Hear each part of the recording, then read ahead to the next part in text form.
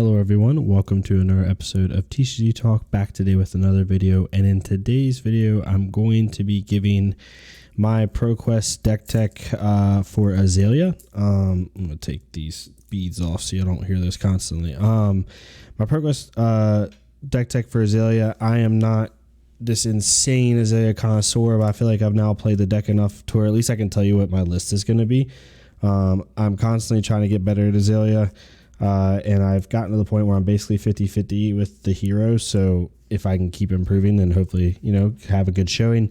My original thought for ProQuest was to do one with Katsu, one with Rockney. And now I think I'm either going to do one with Katsu, one with Azalea, or just both with Azalea. I have 2 PQs next weekend, and I've just been really enjoying the hero. And I kind of just want to take her, but we'll see. Definitely going to play her for one ProQuest, maybe both. But we're going to get right into the deck tech. I'll kind of give my thoughts. I took, obviously, a crap ton of inspiration from Levi's list from Roundtable Wraith. Please go check them out. I will link the video down below. He does a ton of Azalea content and arguably is the best Azalea player that I am aware of. So a lot of the list is inspiration from him. I have a couple personal choices, which I will talk about, that are different based off local meta. And kind of go from there. But first thing I want is if you all can help me out, let me know which set I should go. Should I go with the normal Azalea Death Dealer combo, or should I go with the History Pack White Border Azalea Death Dealer combo? You all tell me below which one you like better in the comments, and I would really, really appreciate it. But just for fun. But yeah, so Azalea, obviously with Death Dealer, the whole purpose of the deck, similar to how Levi explains it, is just to get really good value. Her 2-card hands are some of the best in the game because you draw a card from Death Dealer, right? Like if you have a Deadeye in hand with an arrow, pitch the Deadeye, play Death Dealer, pitch to activate Death Dealer, load in the Bolt and Shot or whatever arrow you have with 1 resource floating, and you draw a card, fire off the arrow, and be able to arsenal a card. So their 2-card hands are really, really good. 3-card hands are even better. Just really good, insane value. And on top of that, you mix in some of the disruption effects, Red in the Ledger, being able to do things like Remorseless, Drill Shot is even really good with a lot of matchups. So kind of going from there. But this is what we have for the main board equipment. Obviously, Skullbone Cross Wrap. The headpiece is really, really good. Really perfect for what Azalea wants to do. Tunic as the chest piece, and then Bullseye Bracers as your arms.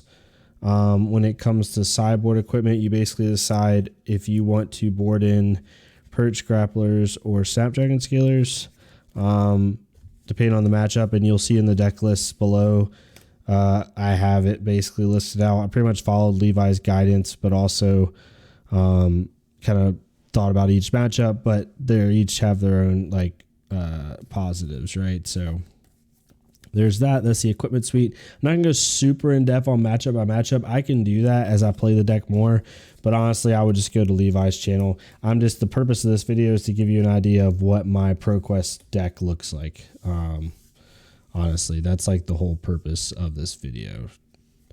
So we have that. We have Death Dealer, Skullbone Cross Wrap, Findle Spring Tunic, and Bullseye Bracers. That's in the main board. Actually, I'll just put those off to the side. You don't need to put those anywhere. So first we'll have the arrows. I run 18 arrows in the main board, all just really good value. We obviously have bolt and shots. We run 6 in the main board. We run the reds and the yellows. Just really good arrow. If you give it +1, it gets go again and on hit reload. So it's really good when you're trying to go a little bit wide. One of the differences I have from Levi's list is I main board headshot. I don't side it. It goes in almost every single matchup. There's very few matchups it doesn't go in. Very few. I actually can't think of a matchup that it doesn't go in off the top of my head. There's probably like one, but overall, even in Levi's list, I know that he puts headshot in or pretty much in every single matchup, with the exception of Briar. I don't think he puts it in Briar, and I don't think he puts it in, I think it's just Briar. Oh, and Levia, I think he doesn't put it in as well. But honestly, in my opinion, it's just too good. a six power that you dominate with a pump at 9 dominate. It's just the easiest way to finish games, and I just really enjoy it. So I don't really take it out in any matchup. Then we have obviously Red Ledger. I mean, enough said about this card. It's a staple for a reason. Azalea specialization for a reason. Card's nuts. Drill Shot's really good to get rid of some equipment. If any of your opponents have equipment with temper, it can really put them in a bad spot. It's good for getting rid of Rampart in the Oldheim matchup if you can do that. Really good at getting rid of some of the pesky warrior equipment if you can get it to hit. Just overall, it's a 0 for 4 with good upside if it hits, so really good for that. Then we have Remorseless, just really good card. And then we have Bolt and Shot. So that's our 18 arrows that we look at in the deck. Like I said, the only main difference from my list and Levi's is he doesn't have Headshot in the main board. Although Levi does his deck differently. He has all 80 cards in, and then he takes cards out. So Levi technically doesn't really have a sideboard, at least the way he thinks about it. So it is a little bit different.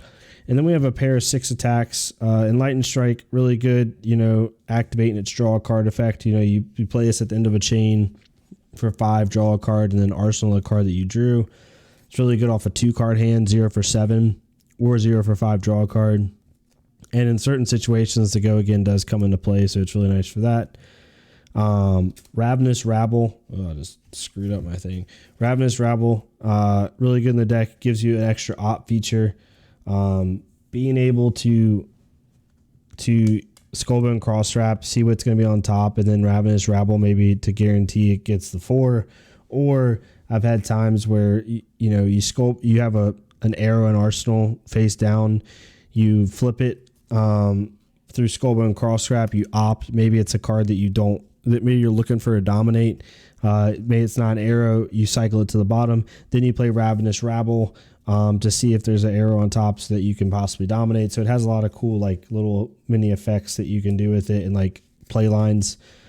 So I have this in here. And then we get into, so that's the attacks. That's the extra attacks. Then we get into pumps. I'm running 3 yellow, Read the Glide Path. Yellows, 3 Deadeyes, Rain Razors, Take Aim, and Seek and Destroy, and then red Read the Glide Path as well. So a lot of pumps, a total of 18 pumps in the deck. So we have 18 pumps in the main board and 18 arrows. So trying to get a pump and an arrow per hand pretty much is what we're trying to do, minimum. Read the Glide Path is just really good, obviously, for the op feature. We have 6 of those. Seek and Destroy, when you can dominate arrows and play this dominated Red and Ledger with a Seek and Destroy attached to it is just nuts. Take Aim is really good for times where you just want to put pressure late game. I've had games where it's 1 life, 1 life, 2 life, 1 life, and having a Take Aim and a Bolt and Shot in hand and being able to Take Aim, load the Bolt and Shot, reload it, and then fire it for 7, dominate, or Take Aim, put it face down, flip it with Skullbone Cross Wrap. Maybe you find another Bolt and Shot Azalea ability, and then all of a sudden you're attacking for 7, dominate off 2 cards. It's just really good value. Some really cool iterations you can do with that. And then we have Rain Razors, which just helps you go wide with those large Bolt and Shot turns. Deadeye is just a really good thing. A lot of people ask about it, and a lot of people ask about it in Levi's list too. It's just a 3-block yellow pitch that also is a pump when you need it in a pinch. It fills everything Azalea wants to do, and it's just really good. So, and then we have Knock the Death Whistle for obvious reasons. Just a really good card. So this is my main board.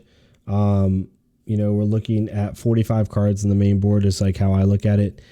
Typically, every matchup, I want all these cards. My meta is a little bit, it seems like, at least from this week's PQs, it's a little bit aggro based.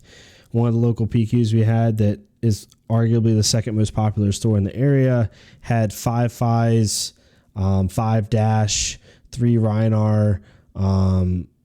It had 3 or 4 Briar.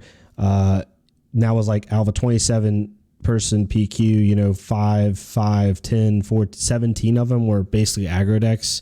Because most of the Dash were tending to hybrid to aggro and not really control. So I feel like this like main board's really good for that type of meta. There's only a couple Dromai, and there's actually only one Oldheim at that event, which was really interesting. For some reason, Guardian around here, more people play Bravo than Oldheim, it seems like, just in general, even back in the last PQ meta. So that's kind of it. But that's the main board so far. And then we kind of get to the sideboard, and this is where my deck differs than Levi's a little bit. So Levi has two lists. He has the list that's public, and then he has a list that he did on one of his live streams where he swapped in battering bolts and a couple other, and 2 yellow ravenous rabbles to help with the Dromai meta. So if you have a heavy Dromai meta, definitely go check out that live stream. It's on their channel under the live section. But his normal list has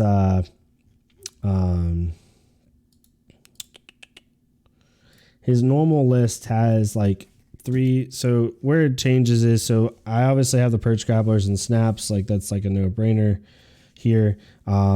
I'll tell you what's the same as his list. We have 3 Fate for Scenes, 3 Fatigue Shots. The 3 headshots are already in the main board. He has his in the side. 3 Released Attentions, right? So that's a pump. Sigils, I'm going to put these under the same like section as D-Reacts. 3 Sink Belows, 3 Sleep Darts. So it's very similar to his list. Where it changes is he runs 2 Memorial Grounds. I only run 1. I don't like having 2 in the deck. I don't normally need to have that much recursion, and we don't have a lot of Oldheim in the area. And in aggro matchups, I don't really want to see this twice, honestly, sometimes, depending on like how I need to block. This is only good in like certain situations. I'm only running 2, that all you got. It's not 3. It's a really good card, but it's more useful in like Briar and like Runeblade, and better in even Katsu. It's definitely useful in Fi, but Fi, unless you're using it on the Phoenix Flame every time, and you have to take so much damage just to then play that all you got on a Phoenix Flame, it kind of hurts a little bit. So but I'd still have 2 because they're very useful. So that's where different. I have 1 less that all you got and 1 less Memorial Ground. We do still have the 3 Bolton Shots similar to Levi's list. And then the 3 headshots, I do agree that there's like the best for the value. The one tech I'm putting in, it's because I have a lot of aggro in the field and a lot of people that want to. Oh, we had 4 Dory as well, I think. A lot of people that want to keep their cards like Fi, Dory, Briar, is I put in 2 Poison the Tips. It is a 2 block, which sucks. But this card is super nice against any deck that just wants to keep their hand. Like what I've noticed with some of the matchups is you have like heroes where like, yes, you're dealing really good damage, but you aren't, they don't care about like the damage as much, or they'll just take it on like a big turn that they're about to have. So like, for example, like you play, this is like a really random hand, but if your hand was like, Poison the Tips, Remorseless, Headshot, and Read the Glide Path, you pitch the Headshot, load in the Remorseless, and let's just say you didn't have Poison the Tips in your hand and you played Read the Glide Path. Let's say it's non-arrow and you have to play the Remorseless out, and you play this for 8 damage. Like that's a lot, but on a Fi where they're probably maybe they're coming back at you with an Art of War or a Katsu where they know they can keep 1 card for Katsu trigger, or even Briar, this doesn't do as much, because if they're going to come back and smack you for 15, then like they'll take it. I guess the Remorseless trigger matters, but like, you know what I mean? But all of a sudden, if I play Read the Glide Path and then play Poison the Tips and then play Remorseless, now all of a sudden it's 8 damage on hit, discard a card. So now I just added in a lot of disruption on top of adding in the on hit effects. And when you take this into account with like also like Red in the Ledger or even Bolton Shot, like a big Bolton Shot turn, like you play Remorse, like playing like Poison the Tips from Arsenal, pitching a Headshot, loading in a Bolton Shot, drawing into maybe another Bolton Shot, you play Read the Glide Path, playing this, like you're gonna cause them you're going to cause them to discard a lot of cards. Like if they don't block this out, that's a card, and you reload, you attack again. Now if this hits, they discard a card again. So there's just a lot of different things you can do with the card. I've been enjoying it. It's never felt bad in the matchups I run it, and I only run it in the high aggro matchups. That's like the main time I run it. So yeah, it's never felt bad for me. And considering what our meta is like, I think it's just kind of a gut call I'm making on having it in those matchups. But yeah, that's where I've made the difference. So one less That All You Got, one less Memorial Ground, and added in 2 Poison the Tips just to help out with some of those aggro matchups. It just forces interaction from your opponent a little bit more. But yeah, that's the main deck. Nothing crazy, nothing too simple. I just kind of want to give my thoughts on what my deck tech is. Definitely go check out Roundtable Erase content. Go check out Levi. He's an Azalea master. I'm just a pleb who's trying to learn the deck, but I think I've gotten to a point of the deck where I feel comfortable enough doing a deck tech, showing you what my PQ list is going to be, and kind of going from there. I've kind of summed up the Jeremiah matchup as just a loss at this point. So I'm just hoping there was only one Jeremiah in the last meta, in the last event, and I think honestly with all the aggro running around, there might not be a whole lot of Jeremiah at next week's event either. So I'm kind of banking on that, but we'll have to see. But yeah, hopefully y'all enjoyed this. If you did, please leave a like, comment, subscribe. Down below shows like all my sideboard guides. A lot of it's based off Levi's inspiration, obviously, so I'm not going to sit here and act like I'm this crazy person with it, but it'll give you a good start. Definitely check out his content as well. He goes a lot more in depth on like how he views the deck with extenders and all sort of stuff. So definitely check it out. I think you'll enjoy it. Azalea is super fun if you're looking for a hero, and honestly the hero in this meta is actually pretty competitive. It's, in my opinion, with a skilled pilot like high C, low B tier hero, like right in the middle. Personally like B tier if it's a really skilled pilot. So yeah, hopefully y'all have a good rest of your day. Let me know if you like this content. Please leave a like, comment, subscribe, join the Discord down below if you want to. And yeah, we'll see y'all next time on TCG Talk. Thank y'all so much, and see you next time.